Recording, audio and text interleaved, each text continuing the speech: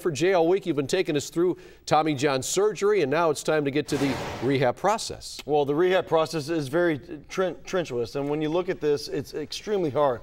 But Dr. Mark Schickendance breaks it down even more so and explains to us what goes on in the process. Guys wake up and they'll have a splint, like a half cast on the back of their arm, big old bulky dressing. We leave that on until about 8 days after surgery. That comes off and then we put them into a brace. That brace will allow them to gradually gain their motion but protect them from any strain on the inside. Our goal is to have full range of motion in the elbow, particularly getting it straight or extending it at 4 weeks. Okay, so we want them to be able to bend their elbow fully by 4 weeks. When they can handle it, they can start squeezing a ball, they can start doing some light exercises with their forearm. We usually protect them in the brace for the first 6 weeks just to kind of make sure that things are nice and solid. After 6 weeks, they'll come out of the brace, but we continue to protect them from any stress on the inside of their elbow for another 10 weeks. So it's about 16 weeks before we let them start to get up in here and do anything with regards to rehab. At 16 weeks, we start the return to throw program, and typically the first 2 weeks of that involve not necessarily using a ball, but doing some stuff, working into the trampoline. You've been through the whole thing. You remember all this. Going with the trampoline and and all those. That usually goes a couple of weeks, and then we'll start a progressive return to throw program.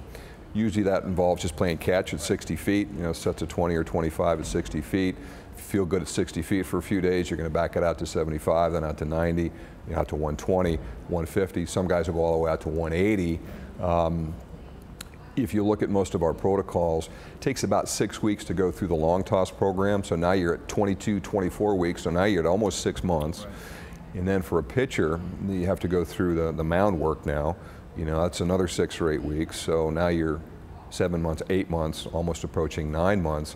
A lot of guys will come back and pitch competitively in games somewhere between that 7.5 and 9 month range, kind of depending on how they progress through. But as I said earlier, we're replacing that ligament with a tendon. So the elbow is different. I mean, the construct is different. So they've got a new arm basically. And it takes a full season of play to get used to that new arm. So that's where guys are coming up with the 18 months. It's true.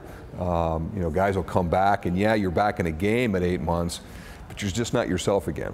Doc, the mental strain more so than the physical strain, it seems like really plays into a key factor, especially for younger guys, whether they're amateurs, little league guys. When you look at that though, and you say, you're physically going to be okay, we've repaired the UCL, you're going to be okay physically, how do you tell a young pitcher or a young position player mentally that's going to be the strain? I think that's probably the biggest challenge. We're pretty good technically at putting things back together again, and I can tell you, looking at our experience with other ligaments around the body, for instance the ACL, one of the biggest factors of guys not returning to play is a fear of re-injury, and so we think that that's probably similar with the ligament reconstructions in the elbow. Yeah, and I think the reason that the return to throw program is so important is it helps to build that confidence. Hey, you felt good at 150 feet, let's step it up to 180. You may feel a little something, but hey, listen, you got through 180, let's get on the mound. You felt good throwing 85% effort, fastballs for that last pen, let's step it up a little bit, and you just slowly build up that confidence. But you're right, until they're back on under the lights and throwing, it's not quite that same level of, that same level of intensity. And until they have that first success back out in a game, you just something you got to go through. Oh boy, pretty interesting again here, Dr. Schickendance. And talked about that rehab process. We'll hear from some of the players tomorrow on what that process is about, Jay, but let's get a sneak preview now. Sure. You had to go through that. It's a long road, isn't it? It's a very long road. The next day, like he spoke about, you're up against a wall, starting to push, starting to build the muscles in your shoulder, not so much your elbow anymore. But he also explained about the trampoline. And this is the first time where you actually pick up a mush ball and you try to have a trampoline facing at you.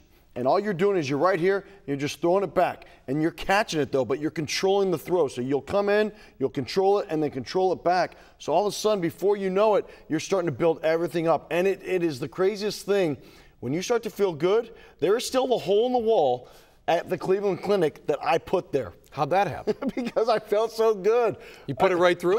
I let it go and it just kept going. The hole in the wall is still there. It's a beautiful thing, signed and everything. Someday Jason Stanford will fix that hole in the wall. Never. He sure will.